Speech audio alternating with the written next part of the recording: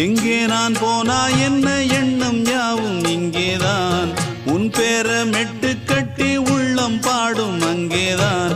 என் ஆசை காத்தோடு போகாது, என்னாலும் என் வாக்கு பொய்க்காது.